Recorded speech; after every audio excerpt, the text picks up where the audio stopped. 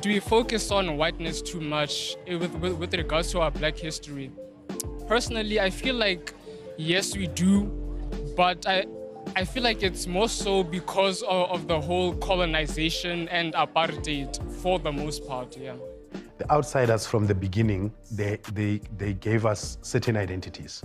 The Greeks, when they first came across us, they said, we're Ethiopians, which means sunburnt people. The Romans, they gave us the identity Africa, Africans. The Portuguese, they gave us Negro.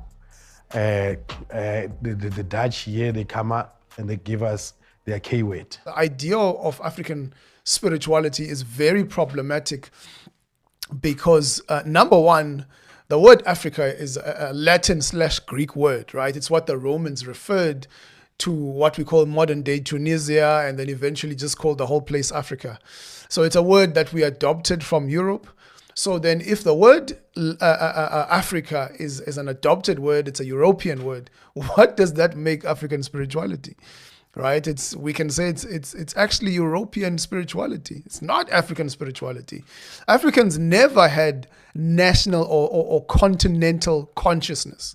They never saw themselves as Africans. They never saw themselves as this one entity that has the same belief, that has the same culture. Absolutely, there was always diversity. Yes, but one of the things that really caught my interest, it's on the concept of continental consciousness, in the aspect that when you look at Tau, he dealt on it. You know, he said that we were given names by many various Western groups. Some called us the K-word, some called us the Negro, some called us Black, some called us many various things, you know. But he makes you aware that we are not we never had this continental consciousness to know that we were Africans. Coined other 50-something negative words, you know, black male, blacksmith, black sheep in the family, black as the devil, and so forth. Up until 1973, within the Nguni cosmology, the Zulu never identified themselves as black people, as Abantu Abamnyama. They always said Abantu Abanzundu. So this is where we start to try to Africanize colonialism. And then Africa, of course, has got its own historical dynamics that their debate that it's a name that was imposed on us by the Romans. Basically, you must remember that Africa was a continent of kingdoms, not a continent of countries. It became a continent of countries through the Berlin Conference. Now, as a continent of kingdoms, we named different kingdoms, but we never had this one particular name superimposed on the continent. This is a product of the 20th century continental consciousness, Pan-African movements and so forth. But before that, we just named where we are. Nsingiza, let me give you an example of South Africa. Amanguni, they say, yes, Nsingiza. That is the name me I go by. I don't go by Azani and all of that. It's Nsingiza. But Abesotho, they say Maluti. I'm a vendor, but Pembere from later when they add Africa Chipembe, from the Pembere, the golden rhino of Mapungubwe. And then Amatsonga, but it's Tsonga, like Africa Tsonga. So we name the place according to different kingdoms and according to different languages. I really want to talk about the term black, right? And how that racial categorization is a social construct. And using the term reinforces it, you know? And this universalization, right, which is a big part of Western hegemony of creating monoculture. You get monogamy, you get monotheism, et cetera, right? It's a culture that creates a taxonomy of illusion that tries to reduce something into what the West can comprehend because it can't stand complexity. There's a difference between something being complicated and something being complex. And I think now we're getting to a place where we have to unpack from a deeply linguistic level what we mean by certain things, because words mean things and words are powerful. And I think our liberation starts with language, because language is the software of culture. We're having this conversation in English, right? Already it's part of that taxonomy of illusion, and so much has been reduced because of that, because languages are not algorithms for each other. They don't always match. So I want to start there with sort of like, let's take the term black and throw it out the window, because everybody can agree, I think, that that term is a subsidized identity that we were given. Blackness, seem to experience all these challenges where you are forever required to affirm yourself, affirm your position. And it's unjust because we're not supposed to. Actually, we are being abused by our leaders. The outsiders from the beginning, they gave us certain identities. The Greeks, when they first came across us, they said, we're Ethiopians, which means sunburnt people. The Romans, they gave us the identity Africans. The Portuguese, they gave us Negro. The Dutch here, they come up and they give us their K-word. Let's remove all these labels and all these concepts and all these philosophies that don't belong to us. First of all, amaXhosa, so tetangam, we don't have a continental consciousness. KwaXhosa. AmaPedi don't have a continental consciousness. AmaZulu don't have a continental consciousness. So for umXhosa was never exposed to anything written down Western. I don't even know the existence of Nigeria, right? All I know in Tabagandota, Itsitsa, Litina, Zitawazangagiti. That's all I know as umXhosa, unless they have external exposure.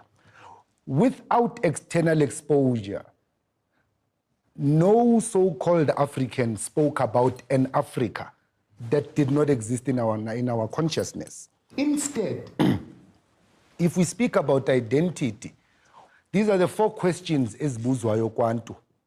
Ukuthi ungubani? Hayi ndingubani. Ungumni? Hayi ndingumni wasemathileni.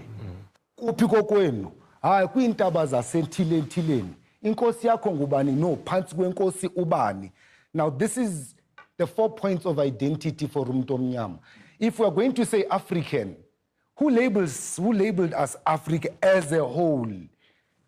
We are going to have an endless debate because now we are going to start to say there is African history. No, there is no African history. There is Xhosa history, yes. There is Tswana history, there is Pedi history. There is a history of the land, yes. But to label it African or black and trying to reverse a racist agenda, as long as we are still going to sit here and push a against them narrative, no, whatever we do is against them. That's reverse racism. It's no better than what Big Brother did. You understand? So, against who? Against an imaginary enemy.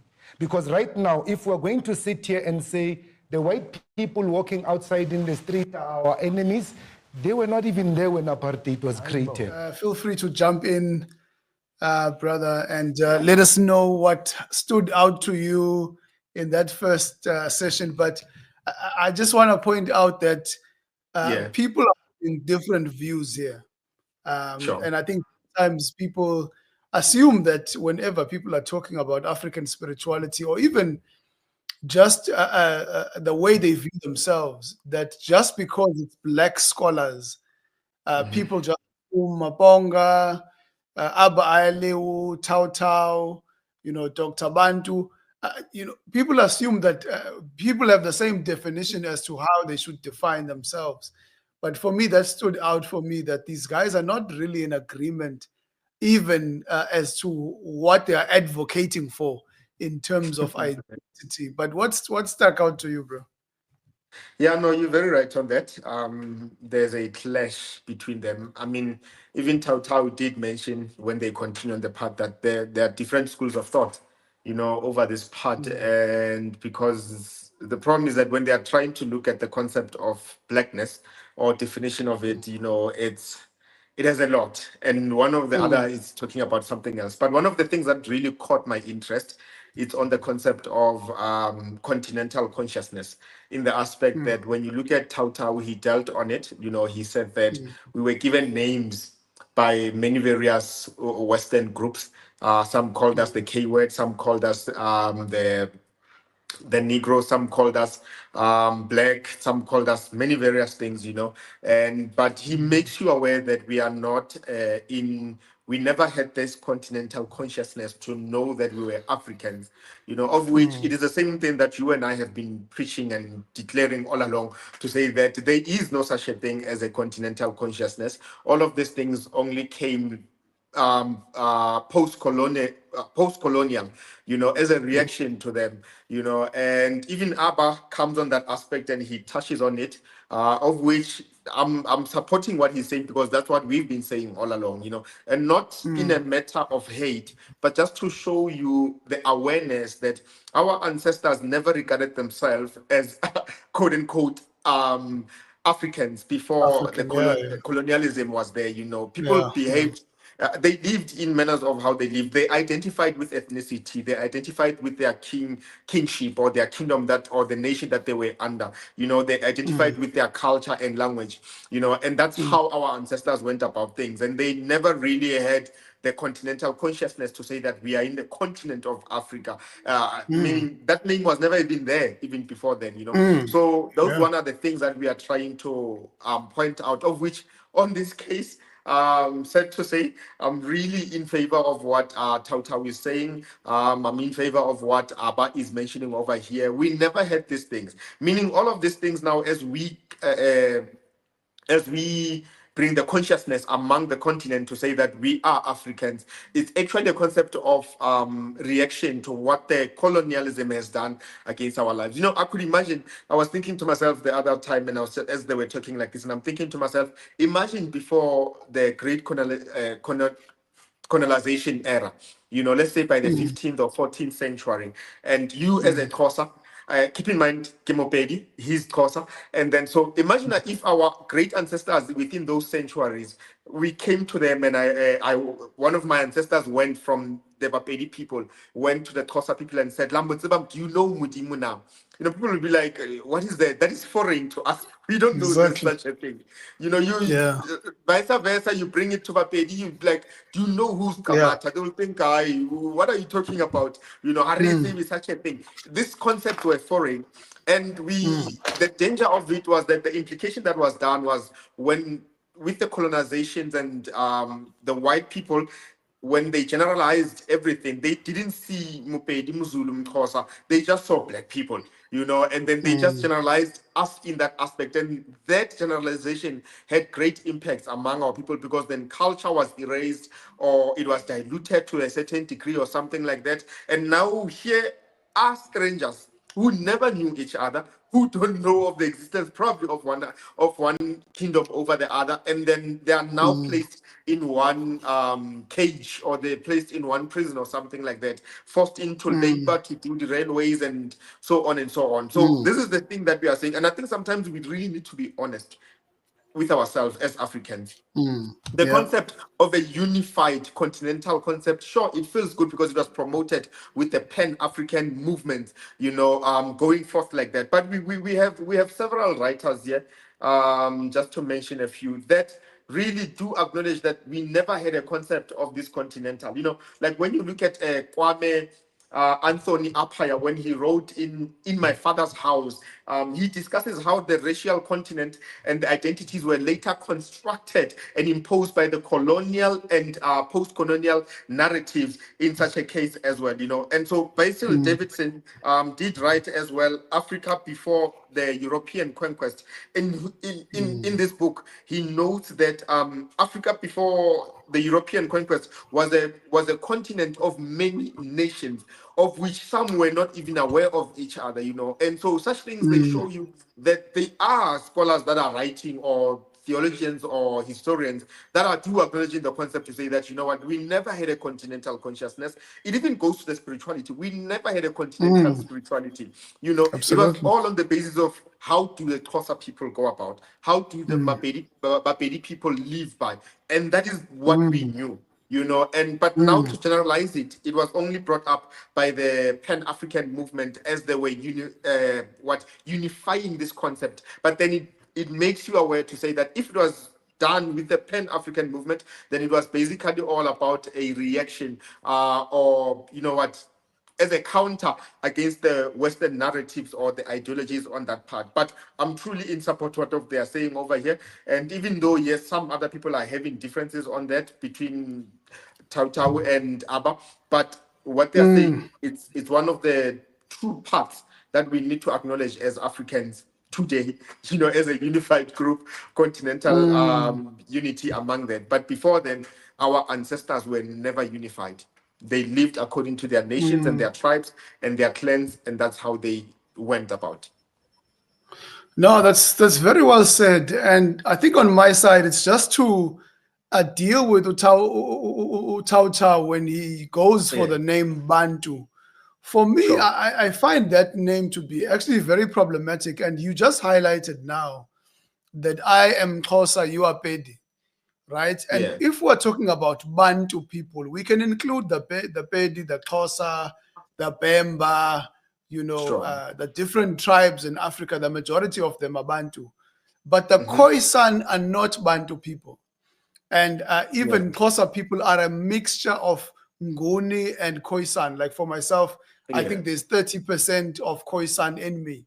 So if you're saying Bantu, but the oldest African tribe, which is the Khoisan, you've excluded them.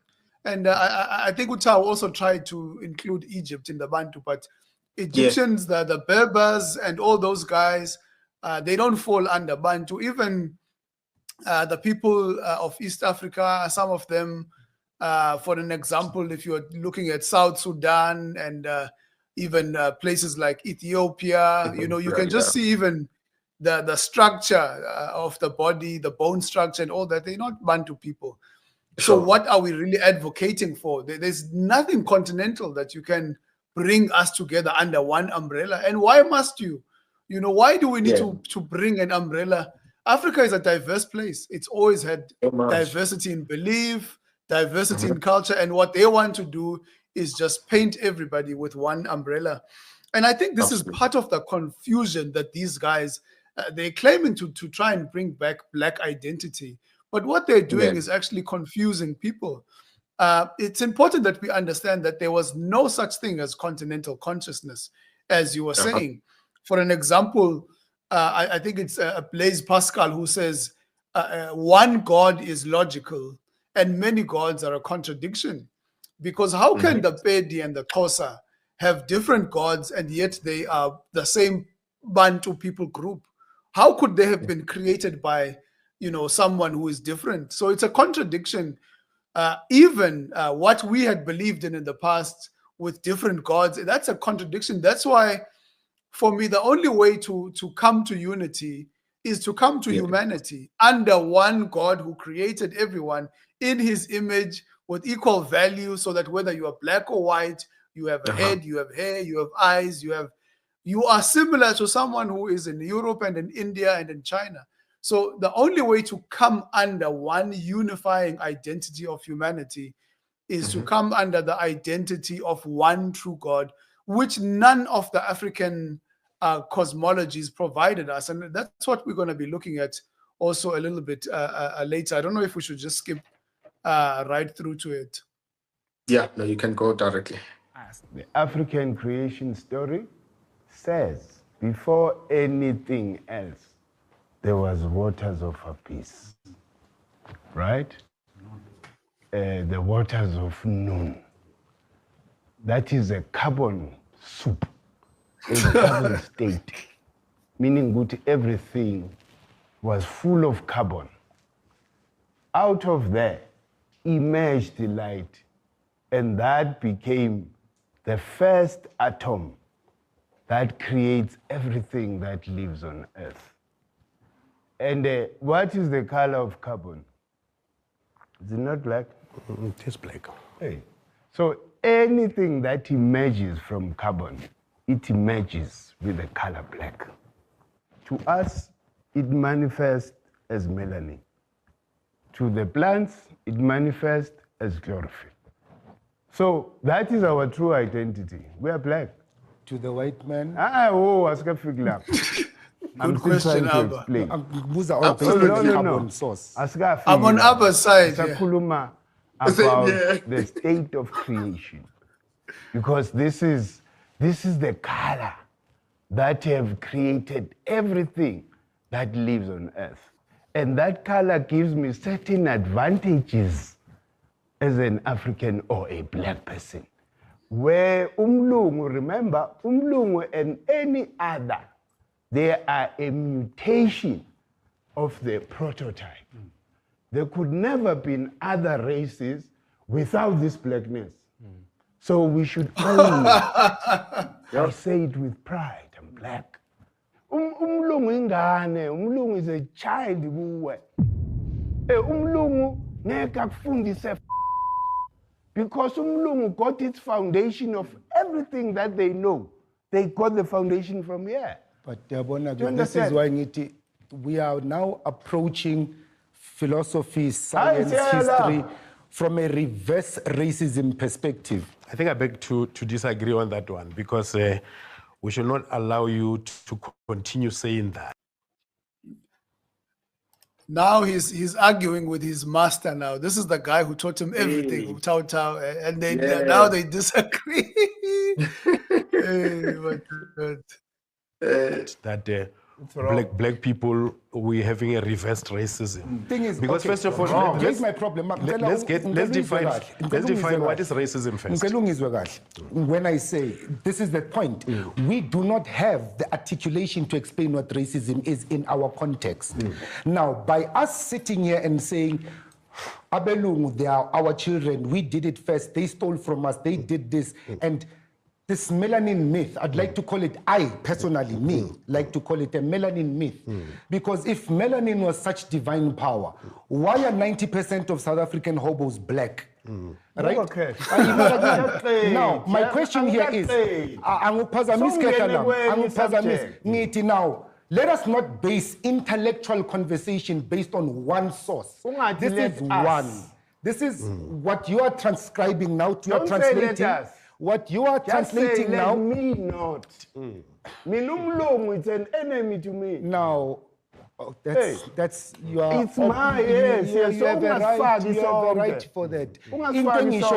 Let's not sit here and speak from one school of thought. Origin story, African origin story is not encased in a golden casket. It's not the only one. Even amongst Africans, the origin stories, because we are now diverting we are not diverting. Origins, your origin story, my origin story are totally different. Okay, let's hear your thoughts, Brother Chris. I mean, they said a lot, and obviously Master Tao doesn't agree with his disciple, Abba Ayalew. But I'd love to hear your thoughts. You know, they spoke about Mkhulu Nzingiza, for me, is always the one who's the most off. He spoke about one African creation myth. And I'd love to hear your thoughts on that, even just his origin, myth of origin, which he obviously takes from Egypt, from ancient Kemet, but would love to hear your thoughts on that. Yeah, no, quite an interesting one, actually, you know. As I said, I don't know what's going on, but over this part, Abba is saying most of the things that we've been saying over the site, you know, especially when coming to the origin stories, you know. And I love even the point that he did mention to say that what happens then about the white people, of which Mkhulu said, you know what, he's going to get there, but they never got there, you know. And so, but dealing on the part where they touched on, which is the origin stories, it's I'm not sure if people are not well schooled in most of these things, but then it seems like there's a lot of ignorance that is going on over this part, because when you do a study and you look at what is the origin story for Egypt, when you look at the story for what is the origin story for Mazulu, Mapedi, Makosa, you know, the Nigerians and so on, you realize that there's quite a lot of difference among us. So we don't have it's not even false, but it's untruth. Like this thing to say that we have one origin story in Africa. There's none. We don't have one origin story. You know, the Zulu people have their own origin story. Mapedian have their own origin story. Mathosa, the Nigerians, and so on, have their own different, very different and unique different origin stories. Now, for those who might not be aware of this, let me just read for you out word to word what is the origin story of Kemet. It says that in the beginning there was only the infinite dark and the chaotic waters of noon. From this void emerged the sun god, Atum, who stood on the primordial mound of Benben. So Atum emerged from chaotic waters, and the primordial waters from which Atum emerged are not purely symbolic, but they rather represent a form of primordial water, matter or substance, of which now the question is that there's already that there's a matter that Atum is emerging out of. Now the question will stand, okay, who created the matter that Atum is emerging from, right? Yeah. Already is problematic Exactly. in that aspect. And you need, even in Egypt, there is not one creation story. There are various types of origin stories. Among them is a society as well.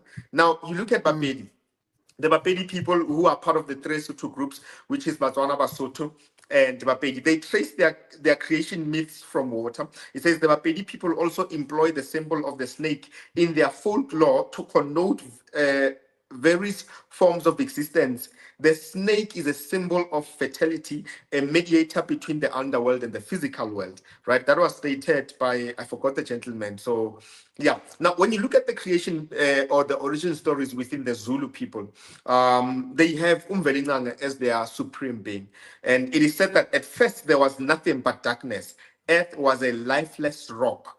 But in that darkness dwelt a god, Umvelingangi, whose voice was like a thunder and who, when angered, would shake the world and the earthquakes. Umvelingangi created a single tiny seed. He sent it to the earth. This seed was the very life from which all the other life descendants came from. It landed on the soil and sprouted into a long reed. The reed dropped more seeds, which fell off and grew into more reeds. This continued until a massive swamp covered the earth. Now, it is said that in other versions that Nkulunkulu, which is the great-great-grandfather, emerged from the reed. Now, already we see that when we compare Mapedi, when we compare the Zulu, when we compare Kemet, there's already problems here because they are very different. Although they might concur to some degree of one similar element like water and so on, but they are very different in their origin, you know. And so that is one of the things that we need to acknowledge. I mean, the Nigerians, it is said that Olutimare emerged from primordial waters to create, you know, the Dogon people, Dogon emerged, I mean, the supreme god, which is Amma, emerged from the primordial waters as well. But you see the different names of gods and their deities and so on, that they are coming from different different types of metals or substances that they are coming out of that. Even when you consider the one from the Xhosa people, you know, to say that they came from the, is it the rock or the stone? You know, so you Yes, already the realize rock, yeah. that these are two different concepts, you know, and if there's no one African origin story. They are very different. They are kingdom based, they are tribes or clan based, and they differ from one way to another. And to want to unify it, to make it as one continental one, I think that is the part where we are stealing our beautiful history from one another, and we're not really being true to ourselves. And we need to acknowledge, if we want to be true to ourselves, to acknowledge, you know what, this is truly what we're supposed to go with and what we're supposed to take it from there. So I'm not sure from your side, you can, yeah. Jump in. No, I think you've answered it well. And if you look at the theme, Mkhulu Nzingiza, of these primordial waters, I mean, even in the book of Genesis, we do understand that Genesis chapter 1, I think it's verse 2, that says the earth was formless and void. And then God, you know, began to say, let there be light. Then there was order in the universe. So you'll find that theme even in most of the myths of creation in the Middle East, this idea of chaos and order, you know, God bringing order out of chaos. But I do think what the Bible does, which is unique, is that matter doesn't come before God. There's no substance that exists before God exists. And so we see with the Egyptian myth, depending on which part of Egypt, obviously, they don't have the same myth because one says Atum, the other one talks about Amun-Ra. So there's also a contradiction there. But how can God come out of dark waters? Right? That means matter was there before God. But our modern scientific evidence tells us that matter, time, and space had a particular point that they began to come into existence. And it's usually cited as the Big Bang, where everything originates from. Einstein, I think his theory of general relativity, that time, matter, and space, those can't exist apart from each other. So when time began, matter began to exist, and space as well. So it's important that we understand that matter itself can't be the beginning. And that's why Genesis chapter 1 comes and helps the Egyptian, helps the African, helps the Zulu, that says, Umvelingange came from the reeds, to say, no, no, no, no. Before the reeds were there, God was there. And that's why Genesis chapter 1 says, in the beginning, Elohim created the heavens and the earth. So it doesn't tell us that Elohim has a beginning, but in the beginning of time, space, and matter, Elohim was there. He was before all of those things, and he created them.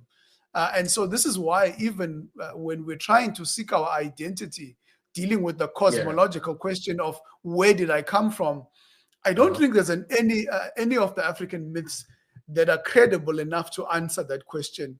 Because when we're asking that question, we're not just asking about your ancestors. We're not just asking where did your ancestors migrate from. We're asking where did the whole world come from? If matter, time, and space has a beginning, where did it come from? Now, everything that has a beginning must have a cause. But if we look at the intelligence that's there in the world, if we look at the design that's there in the world, we see that life was perfected to the T for its, for human existence in the world. And so we know that there's a designer, there's an intelligent mind, that something must have caused the beginning. And even, I think it's Socrates who talks about the unmoved mover, right? The uncreated one. And all these creation myths don't answer that question. And I think if we don't know who God is, if we don't have a good understanding of who God is, we can never know ourselves. And if we can't know ourselves, we can't really know where we are going. So really all of these things, for me, if you are looking to answer those three major questions, where did I come from? Who am I? And where am I going? I think the answers are all packed up in the Bible. But you go back to all these creation myths, and none of them can actually answer that question for us. Chris, any closing remarks on your side? Yeah, well said. That is perfectly, articulated.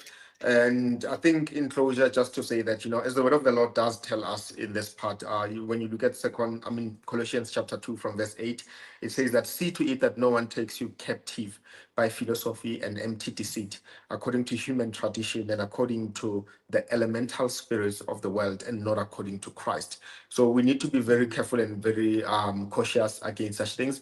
And I think when you look at it at the end of the day, as you are speaking, and I'm thinking, coming to my mind to say that, this is the beautiful story, actually, when you look at it from a Christian point of view, that this is the simplest way to explain the fall of the fallen angels, because then definitely, surely, when they came over here, already God had created, and they were then there, and so meaning they had to take credit for a certain degree of creation. And that's where you can understand and acknowledge that they went around as they were exchanging, because the word of the Lord does tell us that they saw the beauty of the daughters of men, and they exchanged several things with them. And you can see already, because they had this great knowledge and they had this great power, these angels, they could put themselves in positions of gods and deities and many various deities, and that's why when you look at many various origin stories, they are not far from each other, because you could understand that they have this concept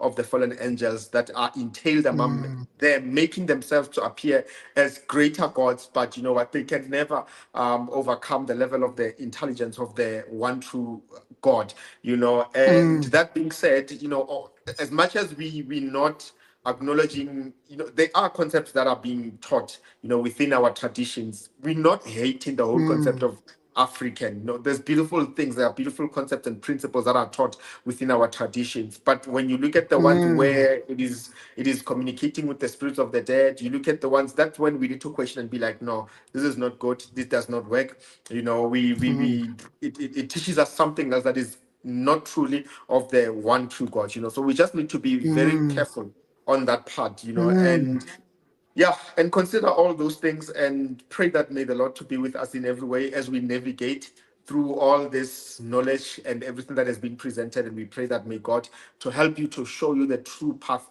in this aspect, so that you can make a decision that will truly lead you to life and eternal life in all. So yeah.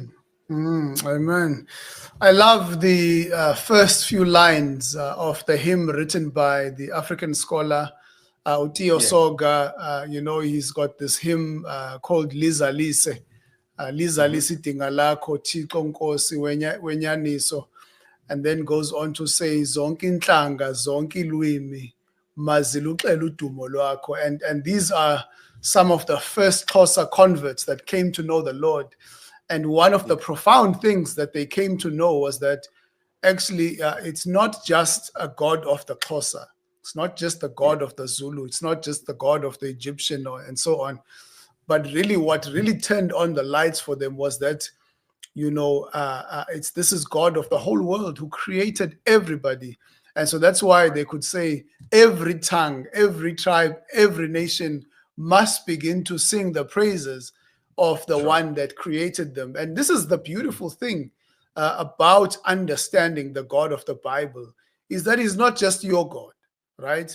That you are not just the most valuable race or tribe in the world, but there are other people that were created by God. And again, I always say that even the people who came to colonize Africa didn't fully understand this, right? They thought God was on their side and God fighting with them in order to colonize people. But really, if God is the God of everybody, if he's God who created even my enemies in his image, then it means I must have a level of respect for all human beings. And Christianity calls us to our human identity. It calls us not just to focus on the fact that this is an African and a European, because I always say that you can always say Africa versus Europe, but you can also say Yoruba versus, Xhosa or Zulu. But you can also even refine that to say even within the Xhosa, you have Ubele, you have Udlam, you have different even clans within the Xhosa that you can always find the differences. And even within your own family surname, you can even see the differences between you and your wife. You're going to find male and female. So if we're going to focus on the divisions, for me, then there's no limit. You can always find something to be divided about, whether it's male, female, language, continent. And that's why I say our identity must be grounded in our humanity. And I think that once we get a grasp of that, we better understand ourselves in relation to each other, in relation to the rest of creation. But we will never come to that realization until we understand who God is. This is Bisrat for Africa. Thank you so much, Chris, for all your contributions and the work that you've put in to really unpack all of these things for us. And hopefully we'll be collaborating on a new video soon. We'll see you guys on the next video. Thank you.